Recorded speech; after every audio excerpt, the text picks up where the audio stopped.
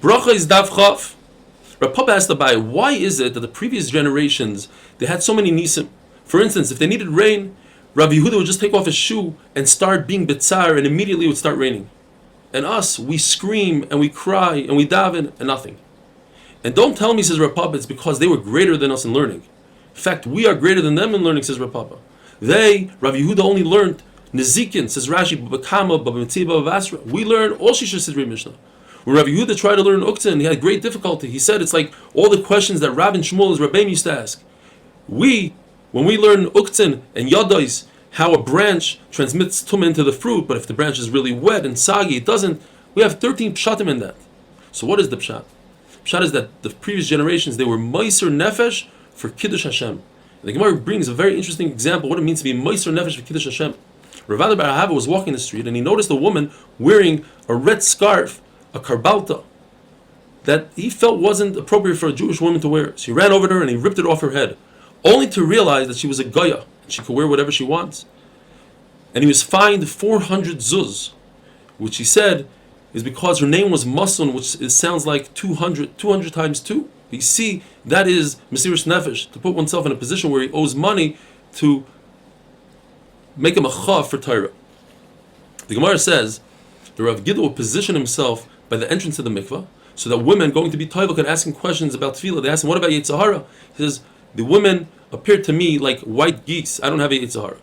Rabbi Yochanan would also position himself by the entrance of the mikvah for a different reason, so that women could stare at his beauty and they could have children that are as beautiful as him. And as the Gemara in Bava Metzia says, they could be gedolim in Torah like Rabbi Yochanan.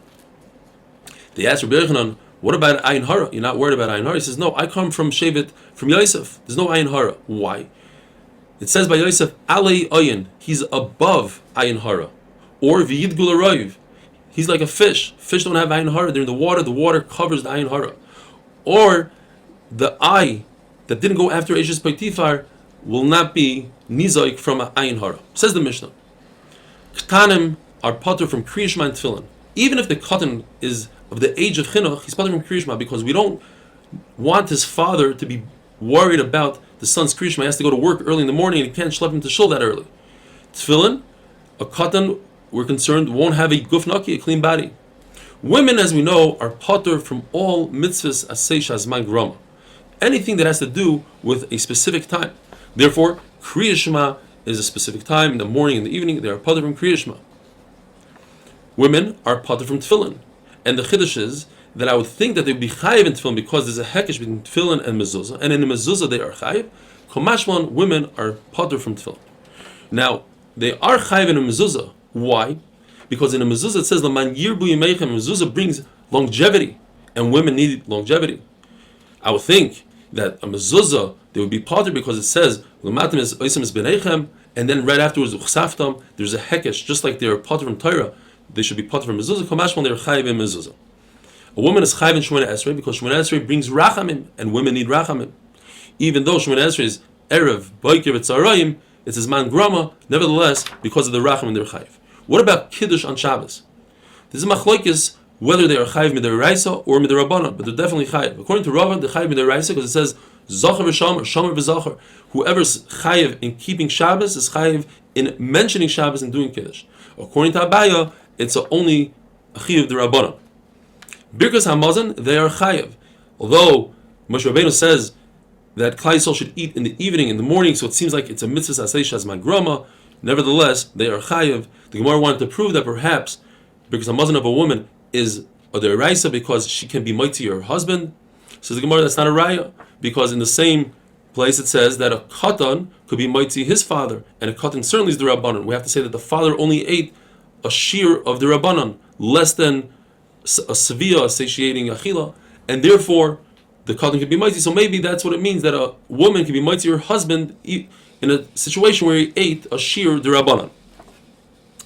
The Gemara says the Malachi Ashar told Rabbanon, it's not fair. You said that we shouldn't take bribes, but you show favoritism towards Klal Yisrael. It says Yisa Hashem Panav Eilecha. Says Rabbanon Shalom, of course I show favoritism. I told Klal Yisrael to say Birkas Hamazon when V'achalta v'savata, if you're satiated, and they were machmer on themselves, and they say Birkas Hamazon even on a kibetza like Rabbi Yehuda or a kezayis like Reb Meir, That's why I show favoritism to them. The Machlokes, the Mishnah says as follows: we know that a Bal Keri cannot learn Torah. Ezra was misakin that they have to be toivel. So how does one say Kriya Shema if he's a Bal Keri? Says the Mishnah, he should think it in his mind, he should contemplate it. And therefore, he doesn't say Birkas Kriya Shema, and when he eats, he doesn't say Hamaitzi, and Birkas Hamazon, he says it in his head. He contemplates it, he's Maharer. Rabbi Yehuda says no. A Bal Keri must say Birkas Kriya Shema, he must say Hamaitzi, he says Birkas Hamazon out loud, he says Kriya Shema out loud with his mouth. So Machlokes between Ravina and Rav Chizda, whether Hirur is Kedibur, contemplating something, thinking about something in your head, does it have the same effect as saying it with your mouth?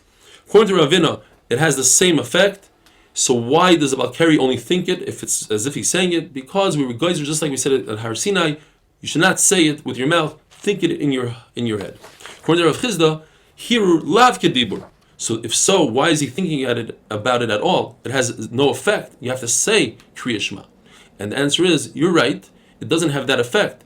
The issue is, if he's sitting in shul and everybody's saying Kriya Shema, he's going to look as if he doesn't care about HaKadosh Baruch Hu, and we want him to be Isaac and be doing the same thing as everybody else is doing. Have a wonderful day.